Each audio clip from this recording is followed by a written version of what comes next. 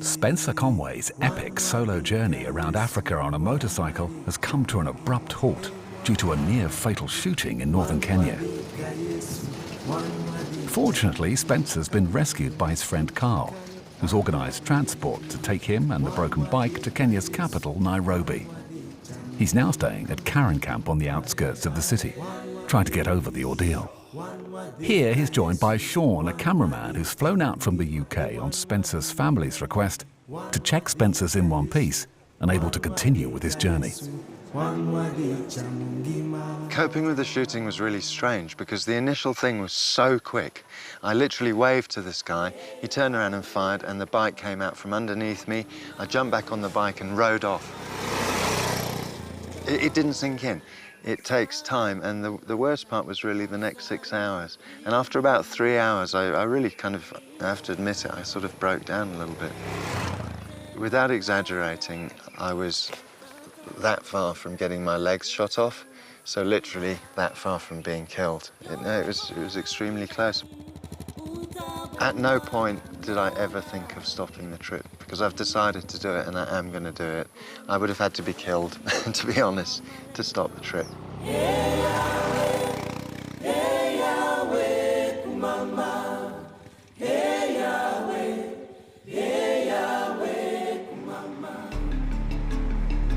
With the decision made to continue his trip, Spencer's bike has been repaired by Rick, a local mechanic.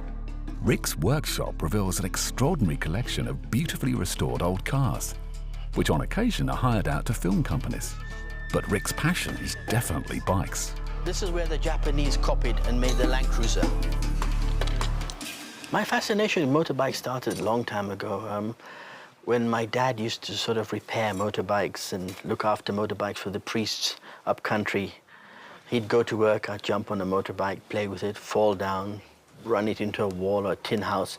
In the end, I had to learn how to fix it. Because if he did come home and saw that the bike was damaged or anything, I'd be in real problems. So that's where I got my practice. And ever since, I've always been tinkering with motorbikes. Cars I restore, I help the owner, John Rowe. He owns the place. This is a 1926 International SS motor truck. This, in its days, was the ultimate. I mean, if you went on safari or you wanted to cross anywhere, this would be the car. This was the actual car we used in the film Out of Africa, and this is the car Robert Redford drove. John's been collecting these cars throughout, I mean, from a very young age. We collect them all over the place. I mean, up country, if someone calls us, says, oh, there's a car in a shed and it's rotting there, we'll literally jump in the car, we won't even think about it. This is the 1934 Rolls-Royce boat tail. It was brought in by the settlers. It was typical of the settlers in the olden days to bring in these sort of prestigious cars and use them. This was sort of cut up, made a flatbed, and used for transporting milk. It literally turned out to be an expensive milk float. All the cars we have here have been locally found, locally brought in the country. This collection is a good sample of all the cars from the 30s, 40s. Yeah, this is a 1937 Dodge. And this was used by the British sort of police. But this car, for its time, was quite good. I mean, in the 30s, this had hydraulic brakes, straight six-cylinder, like the old cars. You brought an old car, you brought in the bike as well. During the war, when the Allies came in, the Americans brought in Harleys, Indians. The Germans in Tanzania brought in all their BMWs. I've just restored one, an old R11. War sort of settled, bikes were left and dumped in farms and everything, and now they're being found slowly, but not many. Rick obviously likes his old bikes, but what does he think of Spencer's modern bike? One thing for sure, it's not bulletproof. I like the Yamaha Tenere. It's very nice. Like I say, a lot of technology, very nice. Only slight disadvantage for us in Africa would be the fuel injection. I think when he got shot at or something, bullet must have gone through. It broke the main caliper plate completely, so we had to take that out, weld it, thread it, and fit it. The rim completely buckled. The back bracket that holds the boxes was gone completely, so we sort of shadowed. Roughly, we made our own out of metal. We copied from right to left. When he rode it with a flat tire and everything, I mean, there was no tire. It must have strained, quite a bit of strain on one gear. So we took that out, repaired the gear, filed it, put it together, and because otherwise we couldn't get parts for that. So we're happy with it. It worked well. With the bike repaired, it's time for Spencer to move on. But first, he wants to see for himself one of the largest slums in Africa. It's called Kibera. It's estimated that 60% of Nairobi's population live in slums. That's 2.5 million people, and 1 million of those live here. Spencer meets up with Alvin, a resident of Kibera, who explains what life is like in the slum, how people survive, and its future. Though it's a slum area, many are not capable of getting their daily livelihood, providing for their siblings and so forth. Most of the people, and in fact in Kibera, do live in a hand-to-mouth situation, whereby they only depend on the money they get on that day. The situation in Kibera is rough. Most of the people I engage with are footballers. And these footballers are many in the village because many are jobless. So they turn out to play football. As they say, an empty mind is a devil workshop. We try to break that boredom so as to be something to keep us busy. The government has lagged behind. More and more ghettos are being built every day instead of building new houses for the people. There is corruption and lack of commitment, failure to look for the poor and just concentrating on the rich. I can't say it's the future of Kibera is good. We just have to push life, you know.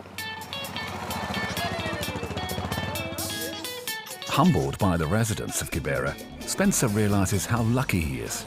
And the next morning he loads his bike and resumes his journey, heading out of Kenya and into Tanzania. Shaun, staying on to do some more filming, joins up with seasoned African traveller Jim Wales, an Australian. With Spencer on the bike and Shaun in Jim's 4x4, the three of them set off for Arusha near Kilimanjaro in Tanzania. The route from Nairobi to Arusha is straightforward and a good road. It's about 270 kilometres and is easily done in a day. The border crossing offers Spencer distance from the shooting incident, but is also a great opportunity to acquire some much-needed bling.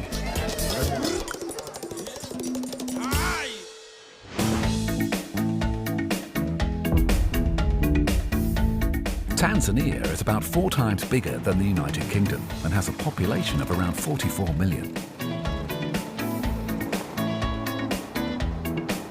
It's day 84 on my trip, and I've been delayed for 2 weeks, obviously because of my accident and fixing the bike. But I left Nairobi this morning at about 7 o'clock in the morning. It's all been really good riding.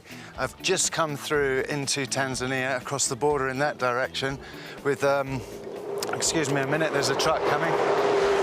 Tends to happen when you do this. Obonia Sambu it's called. It's a mountain up there, and it's been a bit of dirt, bit of tar road, but really good, and it's so nice to be back on the bike. My destination for today is Arusha. It's right down that road, and right in front of us is Mount Meru. But much more exciting than that is on my left as I was riding down, I managed to make out the snow-capped peaks of Kilimanjaro. Not only is it an iconic landmark, but it's iconic to me really in that stage of my trip, so absolutely brilliant. This route from Kenya to Tanzania is well used by safari tourists travelling between the two countries.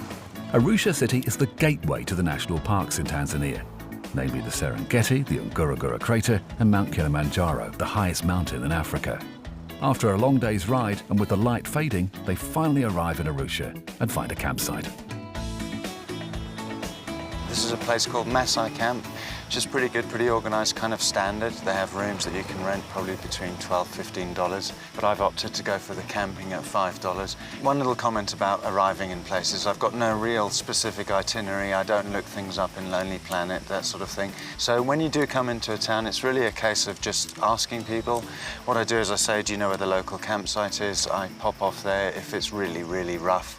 And I tend to ask if there's anywhere else nearby. So it's just sort of asking around. So generally you do find the right place.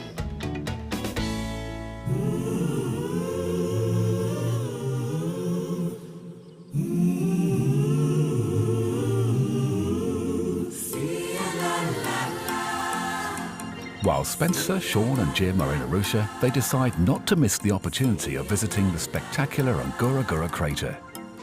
This will be a 2-day trip with an overnight at one of the permitted campsites on the crater's rim. It turns out that Jim used to be a safari guide, so he's confident he can sweet-talk his way past the restrictions and gain access for a private tour. Leaving the bike in Arusha, they set off in Jim's sturdy and reliable Land Cruiser.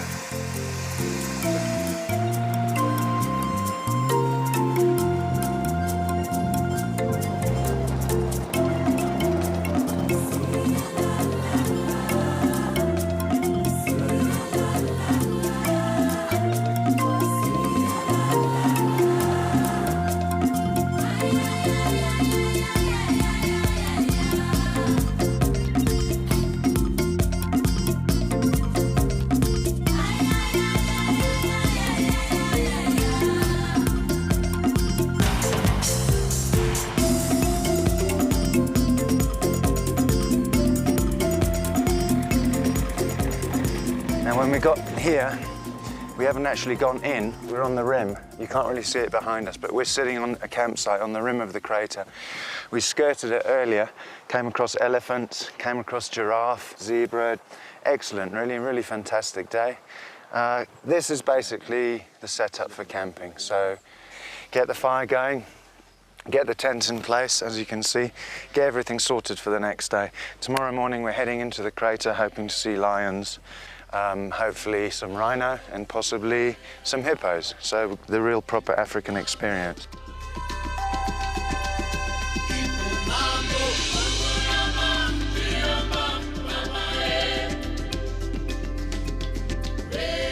The next morning, they're up at sunrise. Jim manages to charm his way past the security, and they make the steep descent into the crater.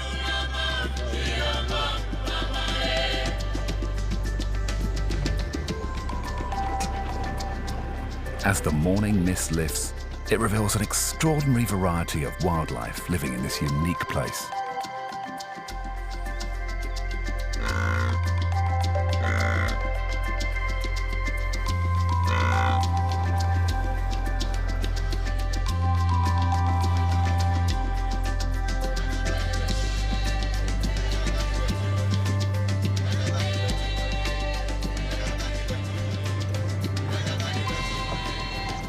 Left camp this morning at about 6:30 and we've headed down the rim of the Ngorongoro Crater, and now we're in the basin of the crater. Now the thing about this area is that all around the edge is a massive crater, and it's basically the animals that are in here have been breeding through generations because they can't get out of the crater. So they're born here, they live here and they die here, and it's incredibly beautiful. It's a completely different ecosystem.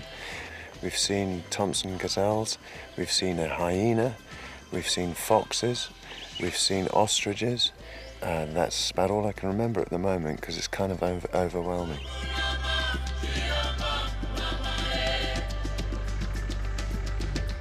The crater is believed to have been formed 2 to 3 million years ago, when a large volcano exploded and collapsed in on itself. The floor of the crater is about 160 square kilometers. Based on fossil evidence, man occupied the crater 2,000 years ago, and the first Europeans visited the crater in 1892. 2 German brothers leased the land from the German East Africa administration and farmed there until the First World War broke out. The area is regarded as one of the 7 natural wonders of Africa and is now a UNESCO World Heritage Site. Maasai and other tribes are still permitted to live in the area, but are restricted to subsistence farming levels.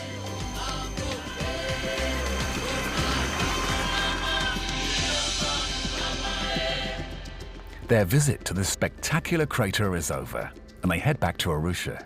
In true Aussie style, Jim announces he's getting married tomorrow in Nairobi.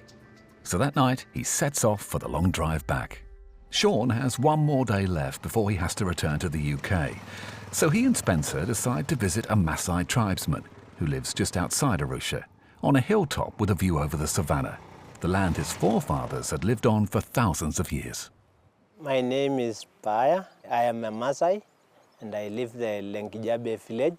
The Maasai, they are rich Maasai. You can meet a Maasai has 400,000 cattle, and they are selling few of them in order to get food, to get clothing, and for medical. The Maasai normally are not a farmer. Me, I have one wife and 5 children. And I'm a Christian. I start to be a Christian now. And the Christian, they said, you must have one wife.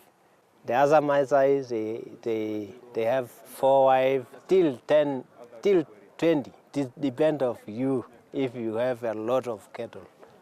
The Maasai children going to town to find their work, they leave their parent with a cattle.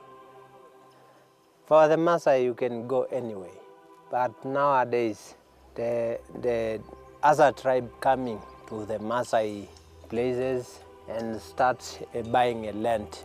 It's not good for the Maasai because they lose places for grazing cattle.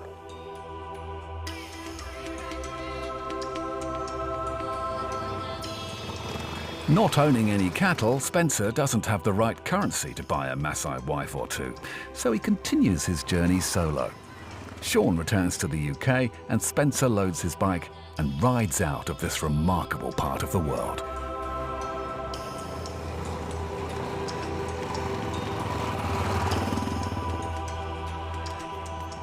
Okay, I'm finally on the road at last. I've just left Arusha and I'm heading towards the Malawi border. It's about 1,200 kilometers, but it's just brilliant to be on the road.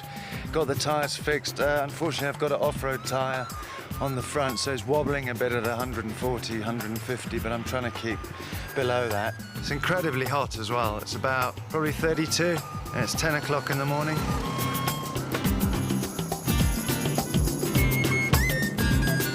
To reach Malawi, Spencer's route will take him 3 days.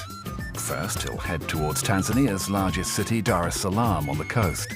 Then he'll take a southwesterly course through the Mikumi National Park, and then onto the border crossing at Songwe.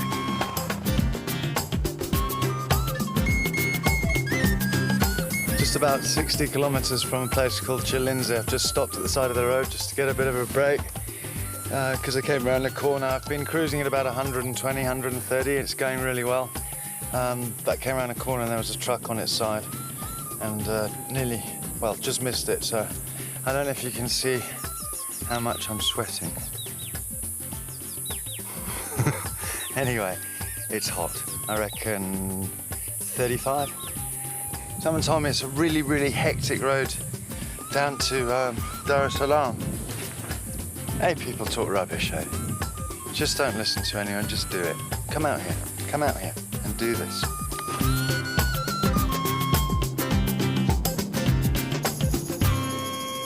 Right, it's day 90.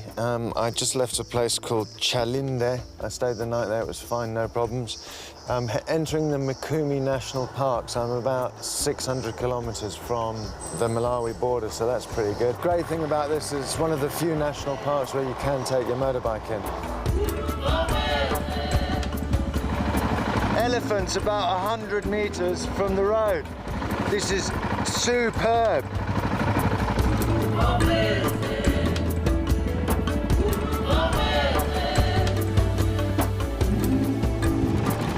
Not really supposed to get off the bike, but I'm in a national park, so I just couldn't resist, because you can't get into any of the others. So if I get taken by a lion in a second behind me, let's have a look. No, we're all right. Keeping the bike running so I can jump on if I have to.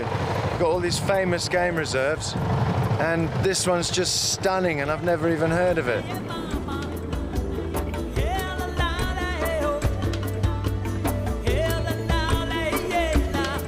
Ever since I came into the Mikumi National Park, it's just the most beautiful. It's the biggest surprise so far on this trip, apart from the Great Rift Valley in Ethiopia. The only thing is, as usual, the bus drivers drive 120, 130 and almost push you off the road, but it's not affecting me at all. This is absolutely lovely. We've got long sweeping bends, it's extremely green, the road is perfect, the bike's going well, I'm as fit as a fiddle. No, I am. I'm as fit as a fiddle and it's all going well.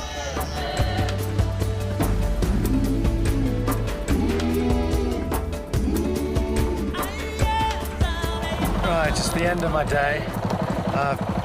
It's about 4:15, I think, and I've just spotted a sign here for Riverside. What is it? Yeah, Riverside campsite. So I'm going to head down here.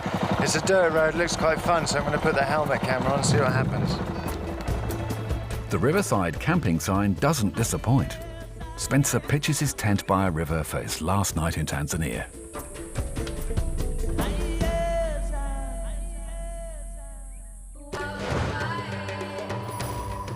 Malawi is a landlocked country, flanked by Tanzania, Zambia and Mozambique.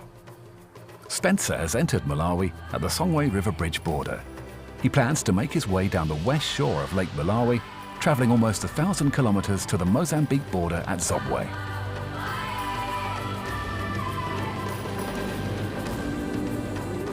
I'm in a place called Candy Beach. It's halfway down Malawi.